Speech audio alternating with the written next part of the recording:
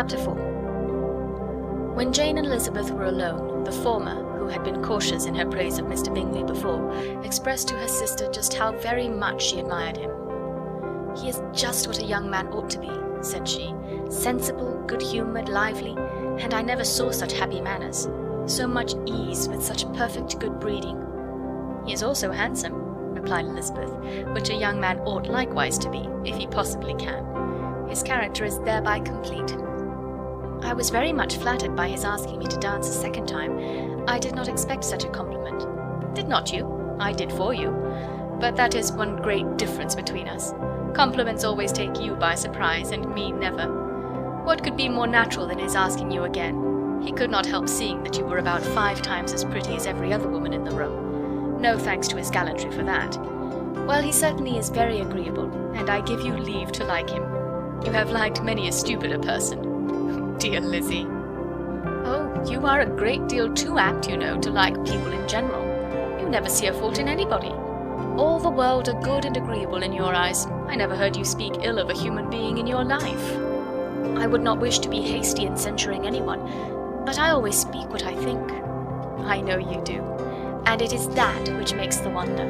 With your good sense, to be so honestly blind to the follies and nonsense of others. Affectation of candour is common enough, one meets with it everywhere, but to be candid without ostentation or design, to take the good of everybody's character and make it still better, and say nothing of the bad, belongs to you alone. And so you like this man's sisters too, do you? Their manners are not equal to his." "Certainly not, at first, but they are very pleasing women when you converse with them. Miss Bingley is to live with her brother and keep his house, and I am much mistaken if we shall not find a very charming neighbour in her." Elizabeth listened in silence, but was not convinced. Their behaviour at the assembly had not been calculated to please in general, and with more quickness of observation and less pliancy of temper than her sister, and with a judgment too unassailed by any attention to herself, she was very little disposed to approve of them. They were in fact very fine ladies, not deficient in good humour when they were pleased, nor in the power of making themselves agreeable when they chose it, but proud and conceited. They were rather handsome, had been educated in one of the first private seminaries in town, had a fortune of £20,000, were in the habit of spending more than they ought, and of associating with people of rank, and were therefore in every respect entitled to think well of themselves and meanly of others. They were of a respectable family in the north of England, a circumstance more deeply impressed on their memories than that their brother's fortune and their own had been acquired by trade. Mr. Bingley inherited property to the amount of nearly £100,000 from his father, who had intended to purchase an estate, but did not live to do it.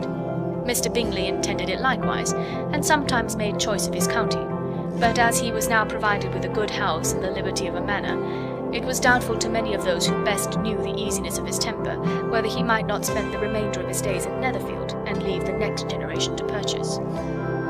His sisters were anxious for his having an estate of his own, but though he was now only established as a tenant, Miss Bingley was by no means unwilling to preside at his table, nor was Mrs. Hurst, who had married a man of more fashion than fortune, less disposed to consider his house as her home when it suited her. Mr. Bingley had not been of age 2 years when he was tempted by an accidental recommendation to look at Netherfield House. He did look at it, and into it, for almost half an hour, was pleased with the situation and the principal rooms, satisfied with what the owner said in its praise, and took it immediately. Between him and Darcy there was a very steady friendship, in spite of great opposition of character. Bingley was endeared to Darcy by the easiness, openness, and ductility of his temper, though no disposition could offer a greater contrast to his own, and though with his own he never appeared dissatisfied. On the strength of Darcy's regard, Bingley had the firmest reliance, and of his judgment the highest opinion. In understanding, Darcy was the superior. Bingley was by no means deficient, but Darcy was clever. He was at the same time haughty, reserved, and fastidious, and his manners, though well-bred, were not inviting. In that respect, his friend had greatly the advantage.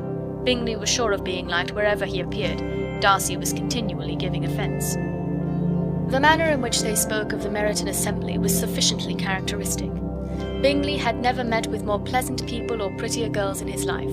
Everybody had been most kind and attentive to him. There had been no formality, no stiffness. He had soon felt acquainted with all the room, and as to Miss Bennet, he could not conceive an angel more beautiful. Darcy, on the contrary, had seen a collection of people in whom there was little beauty and no fashion, for none of whom he had felt the smallest interest, and from none received either attention or pleasure. Miss Bennet he acknowledged to be pretty, but she smiled too much.